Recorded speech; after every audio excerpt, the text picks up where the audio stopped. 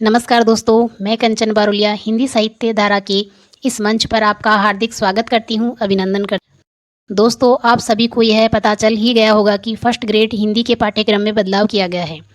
इसको और विस्तृत कर दिया गया है, लेकिन हमें अपना धैर्य नहीं खोना है और निरंतर अध्ययन करना है। इसकी शुरुआत हम स्नातकोत्तर की रचनाओं से कर रहे हैं। आज हम अज्ञे द्वारा रचित कहानी रोज, जिसको गैगरीन भी नाम दिया गया है, से कर रहे हैं। कहानी पूरी हो जाने के बाद इससे संबंधित जितने भी प्रश्न बनेंगे वो सभी प्रश्न भी मैं लेकर आऊँगी। सबसे पहले हम लेखक का सामान्य परिचय देख लेते हैं। सच्चिदानंद हीरानंद वात्स्ययन अज्ञे। इनका जन्म 7 मार्च 1911, निधन 4 अप्रैल 1987। जन्म स्थान कसैया, कुशीनगर, उत्तर प्रदेश में हुआ। मूल निवास करतारपुर, पंजाब। माता व पिता व्यंती देवी एवं डॉक्टर हीरानंद शास्त्री, प्रख्यात पुरातत्ववेत्ता। इनकी शिक्षा प्रारंभिक 4 साल लखनऊ में घर पर, मैट्रिक 1925 में पंजाब विश्वविद्यालय से, इंटर 1927 में मद्रास क्रिश्चियन कॉलेज से, BSc 1929 Forman college Lahore, Punjab, जो वर्तमान पाकिस्तान में है, वहाँ से हुई। एमए अंग्रेजी पुरवाड़, लाहौर से। क्रांतिकारी आंदोलन में गिरफ्तार हो जाने से आगे की पढ़ाई रुक गई। इनको संस्कृत, अंग्रेजी, हिंदी के अतिरिक्त फारसी, तमिल आदि अनेक भाषाओं का ज्ञान था। स्वभाव से सुंदर, लंबे, गठीले शरीर वाले, सुरुचि, सुव्यवस्था एवं अनुशासन प्रियता व्यक्ति थे। एकांत प्रिय, अंतर्मुखी स्वभाव के थे।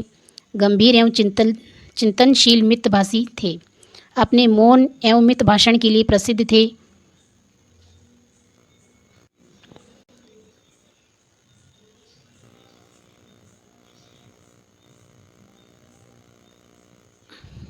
अज्ञे के द्वारा ग्रेगरीन शीर्षक से 1934 में लिखी गई कहानी यहाँ प्रस्तुत है।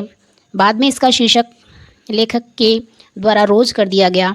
यह प्रेमचंद के बाद की श्रेष्ठ हिंदी कहानियों में परिणित होती है। वातावरण, परिस्थिति और उसके प्रभाव में ढलते हुए एक गृहिणी के चरित्र का मनोवैज्ञानिक उद्घाटन अत्यंत कल्पनात्मक रीति से लेखक यहाँ प्रस्तुत करता है।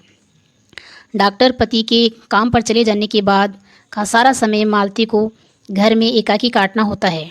उसका दुर्बल, बीमार और चिड़चिड़ा पुत्र हमेशा सोता रहता है या रोता रहता है।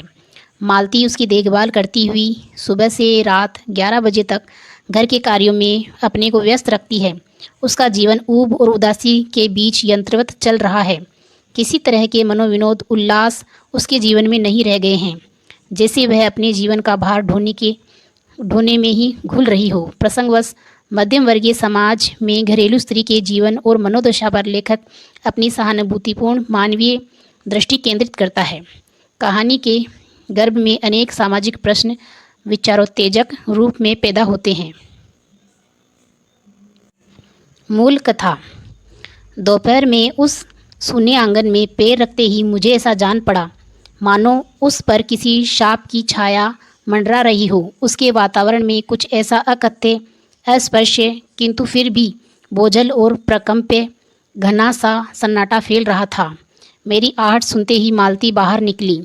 मुझे देखकर, पहचान कर उसकी मुरझाई हुई मुख मुद्रा तनिक से मीठे विस्मय से जागी सी और फिर पूर्ववत हो गई। उसने कहा, आ जाओ, और बिना उत्तर की प्रतीक्षा किए भीतर की ओर चली। मैं भी उसके पीछे हो लिया। भीतर पहुंचकर मैंने पूछा, वे यहाँ नहीं हैं? अभी आए नहीं, दफ्तर में हैं, थोड़ी देर में आ जाएंगे। कोई 1:30-2 बजे आया करते हैं। कब के गए हुए हैं? सवेरे उठते ही चले जाते हैं। मैं हूँ कहकर पूछने को हुआ, और तुम इतनी देर क्या करती हो? पर फिर सोचा, आते ही एकाएक प्रश्न ठीक नहीं है। मैं कमरे के चारों ओर देखने लगा। मालती एक पंखा उठा लाई और मुझे हवा करने लगी। मैंने आपत्ति करते हुए कहा, नहीं, मुझे नहीं चाहिए। पर वह नहीं मानी। बोली, वाह, चाहिए कैसे नहीं? इतनी धूप में तो आए हो यहाँ तो। मैंने कहा, अच्छा लाओ, मुझे दे दो। वह शायद ना करने वाली थी, पर तभी दूसरे कमरे से शिशु के रोने की आवाज़ सुनकर उसने चुपचाप पंखा मुझे दे दिया और घुटने पर हाथ टेक कर एक थकी हुई उह करके उठी और भीतर चली गई। मैं उसके जाते हुए दुबले शरीर को देखकर सोचता रहा, यह क्या है? यह कैसी छाया सी इस घर में छाई हुई है? मालती मेरी दूर के रिश्ते की बहन है, किंतु उसे सखी कहना ही उचित है, क्योंकि हमारा परस्पर संबंध सख्य का ही रहा है। हम बचपन में इकट्ठे खेले हैं, इकट्ठे लड़े और पिटे हैं, और हमारी पढ़ाई भी बहुत ही इकट्ठे ही हुई थी। हमारे व्यवहार में सदा सख्य की स्वेच्छा और स्वच्छंदता रही है। वह कभी भ्रातृत्व के या बड़े छोटेपन के बंधनों में नहीं घिरा। मैं आज कोई 4 वर्ष बाद उसे देखने आया हूँ। जब मैंने इससे पूर्व देखा था तब वह एक लड़की ही थी, अब वह विवाहिता है, एक बच्चे की माँ भी है। इसमें कोई परिवर्तन उसमें आया होगा, और यदि आया होगा तो क्या? यह मैंने अभी तक सोचा नहीं था, किंतु अब उसकी पीठ की ओर देखता हूँ। मैं सोच रहा था, ये कैसी छाया इस घर पर छाई हुई है, और विशेषतया मालती पर। मालती बच्चे को लेकर लौट आई और फिर मुझसे कुछ दूर नीचे बिछी हुई दरी पर बैठ गई। मैंने अपनी कुर्सी घुमाकर कुछ उसकी ओर उन्मुक्त होकर पूछा, इसका नाम क्या है? मालती ने बच्चे की ओर देखते हुए उत्तर दिया, नाम तो कोई निश्चित नहीं किया, वैसे टीटी कहते हैं। मैंने उसे बुलाया, टीटी टीटी आ जा, पर वह अपनी बड़ी बड़ी आँखों से मेरी ओर देखता हुआ अपनी माँ से चिपट गया और रुआसा सा होकर कहने लगा, हूँ। मालती ने फिर उसकी ओर एक नज़र देखा और फिर आंगन की ओर देखने लगी। काफ़ी देर मौन रहा। थोड़ी देर तक तो वह मौन आकस्मिक ही था, जिसमें मैं प्रतीक्षा में था कि मालती कुछ पूछे, किंतु उसके बाद एकाएक मुझे ध्यान हुआ, मालती ने कोई बात ही नहीं की। यह भी नहीं पूछा कि मैं कैसे आया हूँ, मैं कैसा हूँ, कैसे आया हूँ। चुप बैठी है। क्या विवाह के 2 वर्ष में ही वह बीते दिन भूल गई, या अब मुझे दूर इस विशेष अंतर पर रखना चाहती है? क्योंकि वह निर्बाध स्वच्छंदता अब तो नहीं हो सकती, पर फिर भी ऐसा मौन जैसा अजनबी से भी नहीं होना चाहिए। मैंने कुछ खिन्न सा होकर दूसरी ओर देखते हुए कहा, जान पड़ता है तुम्हें मेरे आने से विशेष प्रसन्नता नहीं हुई। उसने एकाएक चौंक कर कहा, हूँ। यह हूँ प्रश्न सूचक था, किंतु इसलिए नहीं कि मालती ने मेरी बात सुनी नहीं थी, केवल विस्मय के कारण। इसलिए मैंने अपनी बात दोहराई नहीं, चुप बैठा रहा। मालती कुछ बोली ही नहीं। तब थोड़ी देर बाद मैंने उसकी ओर देखा। वह मेरी ओर देख रही थी, किंतु मेरे उधर उन्मुख होते ही उसने आंखें नीची कर ली। फिर भी मैंने देखा, उन आँखों में विचित्र सा भाव था, मानो मालती के भीतर कहीं कुछ चेष्टा कर रहा हो, किसी बीती हुई याद को याद करने की, किसी बिखरे हुए वायुमंडल को पुनः जगाकर गतिमान करने की, किसी टूटे हुए व्यवहार तंतु को पुनर्जीवित करने की, और चेष्टा में सफल न हो रहा हो। वैसे जैसे बहुत देर से प्रयोग में न लाए हुए अंग को व्यक्ति एकाएक उठाने लगे और पाए कि वह उठता ही नहीं है। चिर विस्मृति में मानो मर गया है, उतने क्षीण बल से, यद्यपि वह सारा प्राप्य बल है, उठ नहीं सका। मुझे ऐसा जान पड़ा मानो किसी जीवित प्राणी के गले में किसी मृत जंतु का तोक का मतलब है भार या हंसुली, तो तोक डाल दिया गया हो। वह उसे उतार फेंकना चाहे पर उतार न पाए। तभी किसी ने किवाड़ खटखटाए। मैंने मालती की ओर देखा, पर वह हिली नहीं। जब किवाड़ दूसरी बार खटखटाए गए तब शिशु को अलग करके उठी और किवाड़ खोलने लगी। वे यानी मालती के पति आए हैं। मैंने उन्हें पहली बार देखा था, यद्यपि फ़ोटो से उन्हें पहचानता था। परिचय हुआ। मालती खाना तैयार करने आंगन में चली गई और हम दोनों भीतर बैठकर बातचीत करने लगे। उनकी नौकरी के बारे में, उनके जीवन के बारे में, उस स्थान के बारे में और ऐसे अन्य विषयों के बारे में जो पहले परिचित पर उठा करते हैं। एक तरह का स्वभाव, एक तरह का रक्षात्मक कवच। मालती के पति का नाम महेश्वर है। वह एक पहाड़ी गांव में सरकारी डिस्पेंसरी में डॉक्टर हैं। उसी हैसियत से इन क्वार्टरों में रहते हैं। प्रातःकाल 7 बजे डिस्पेंसरी चले जाते हैं और 1:30 या 2 बजे लौटते हैं। उनके बाद दोपहर भर छुट्टी रहती है। केवल शाम को 1-2 घंटे फिर चक्कर लगाने के लिए जाते हैं। डिस्पेंसरी के साथ छोटे से अस्पताल में रोगियों को देखने और अन्य ज़रूरी हिदायत करने उनका जीवन भी बिल्कुल एक निर्दिष्ट डर्रे पर चलता है। नित्य वही काम, उसी प्रकार के मरीज, वही हिदायतें, वही नुस्खे, वही दवाइयाँ। वह स्वयं उकताए हुए हैं और इसलिए और साथ ही इस भयंकर गर्मी के कारण अब वह अपनी फुर्सत के समय में भी सुस्त ही रहते हैं। मालती हम दोनों के लिए खाना ले आई। मैंने पूछा, तुम नहीं खाओगी या खा चुकी? महेश्वर बोले कुछ हंसकर, वह पीछे खाया करती है। पति 2:30 बजे खाना खाने आता है, इसलिए पत्नी 3 बजे तक भूखी बैठी रहेगी।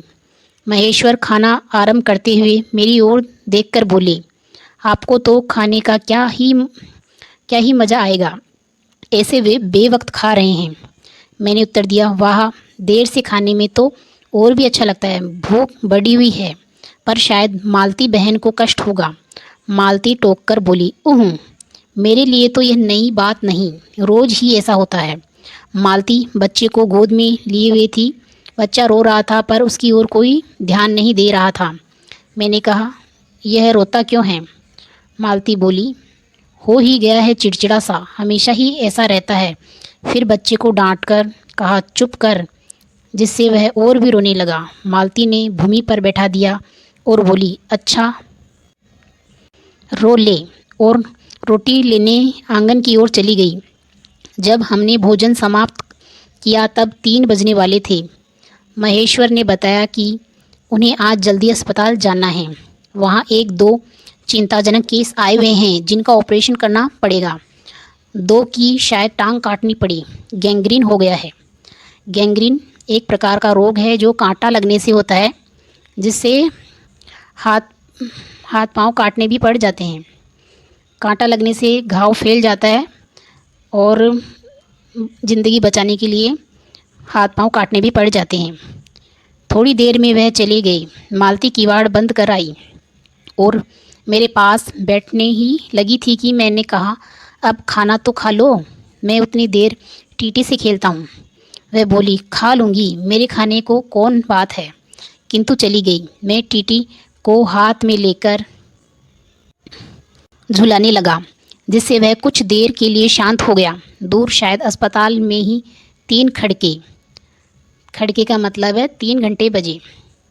जैसे घंटी में पेंडुलम वाली घड़ी होती है, उसमें 3 टंकारे बजते हैं, वैसे 3 खड़के।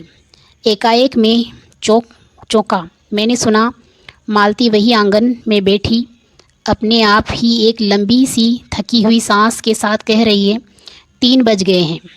मानो बड़ी तपस्या के बाद कोई कार्य संपन्न हो गया है।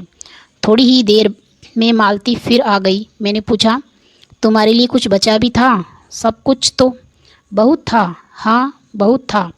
भाजी तो सारी मैं ही खा गया था। वहाँ बचा कुछ होगा नहीं, यूँ ही रोब तो न जमाओ कि बहुत था।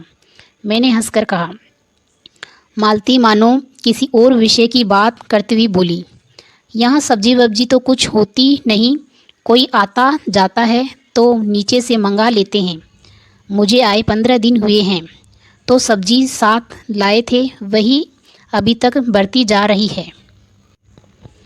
मैंने पूछा, नौकर कोई नहीं? कोई ठीक मिला नहीं, शायद 2-1 दिन में हो जाए। बर्तन भी तुम ही मांजती हो? और कौन? यह कहकर मालती क्षण भर आंगन में जाकर लौट आई। मैंने पूछा, कहाँ गई थी? आज पानी ही नहीं है, बर्तन कैसे मांजेंगे? क्यों, पानी को क्या हुआ?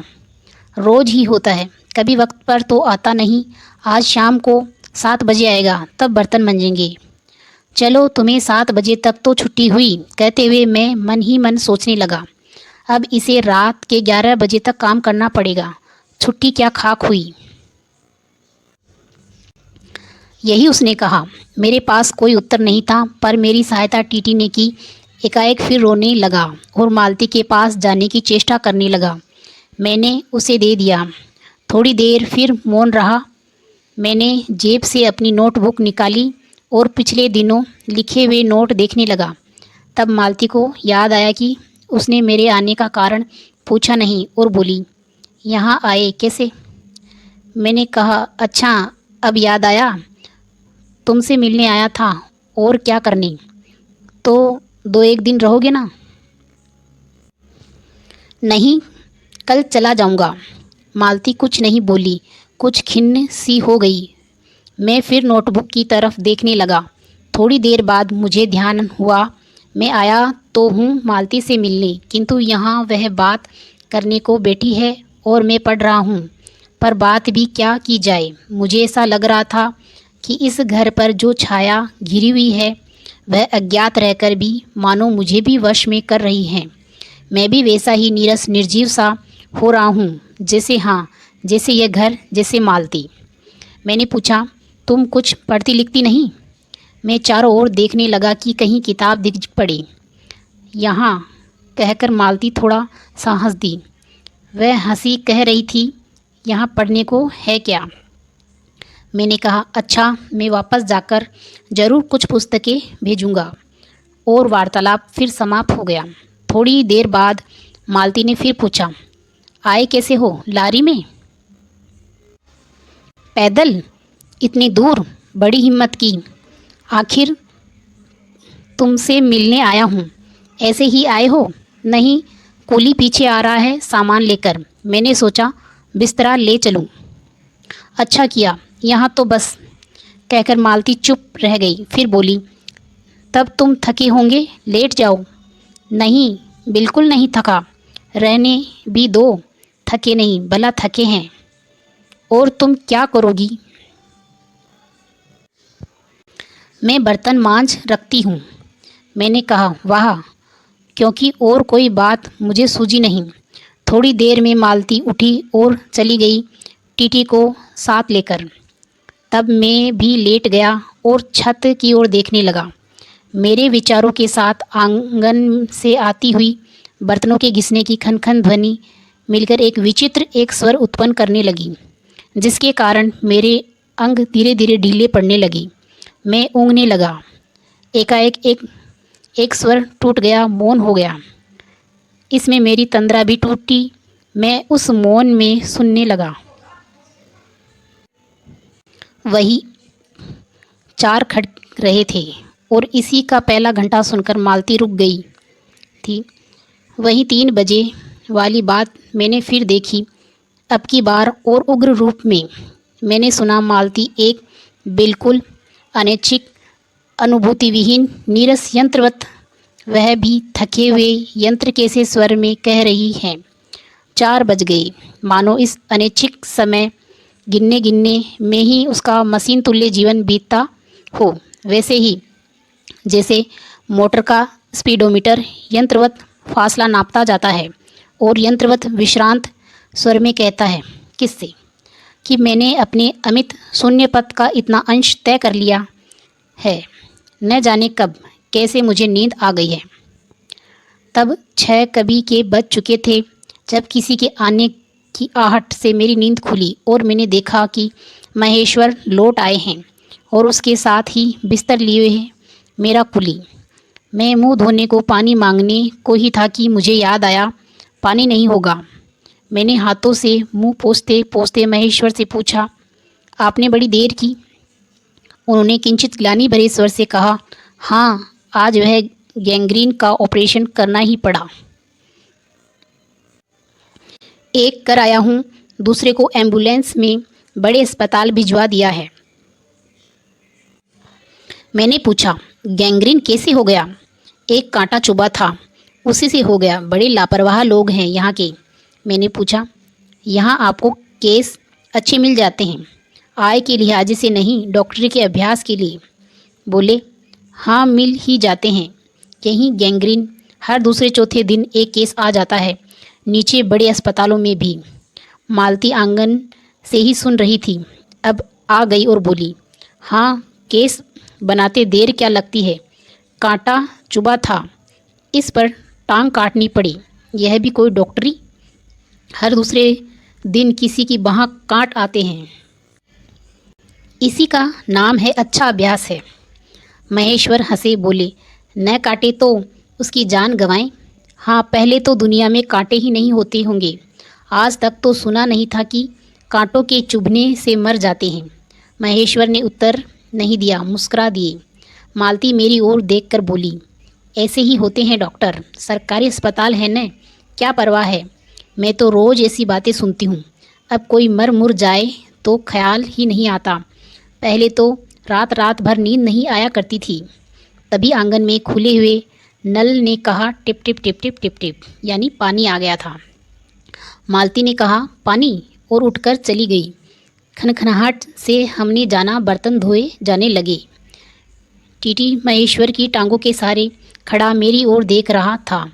अब एकाएक उन्हें छोड़कर मालती की ओर खिसकता हुआ चला। महेश्वर ने कहा उधर मत जा, और उसे गोद में उठा लिया। वह मचलने लगा और चिल्ला चिल्ला कर रोने लगा। महेश्वर बोले, अब रो रो कर सो जाएगा, तभी घर में चैन होगी। मैंने पूछा, आप लोग भीतर ही सोते हैं? गर्मी तो बहुत होती है। होने को तो मच्छर भी बहुत होते हैं, पर यह लोहे के पलंग उठाकर बाहर कौन ले जाए। अब के नीचे जाएंगे तो चारपाई ले आएंगे। फिर कुछ रुककर बोले, आज तो बाहर ही सोएंगे, आपके आने का इतना लाभ ही होगा। टीटी अभी तक रोता ही जा रहा था। महेश्वर ने उसे एक पलंग पर बैठा दिया और पलंग बाहर खींचने लगी। मैंने कहा, मैं मदद करता हूँ, और दूसरी ओर से पलंग उठाकर निकलवा दिए। अब हम तीनों, महेश्वर, टीटी और मैं, दो पलंगों पर बैठे गए और वार्तालाप के लिए उपयुक्त विषय न पाकर उस कमी को छुपाने के लिए टीटी से खेलने लगे। बाहर आकर वह कुछ चुप हो गया था, किंतु बीच बीच में जैसे एकाएक कोई भूला हुआ कर्तव्य याद करके रो उठता था और फिर एकदम चुप हो जाता था। और कभी कभी हम हंस पड़ते थे या महेश्वर उसके बारे में कुछ बात कह देते थे। मालती बर्तन धो चुकी थी।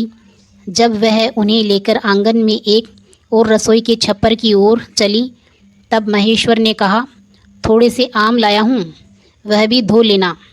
कहाँ है? अंगीठी के पास रखे हैं, कागज़ में लिपटे हुए।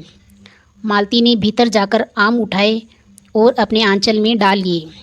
जिस कागज़ में वे लिपटे हुए थे वह किसी पुराने अखबार का टुकड़ा था। मालती चलती चलती संध्या के उस क्षीण प्रकाश में उसी को पढ़ती जा रही थी।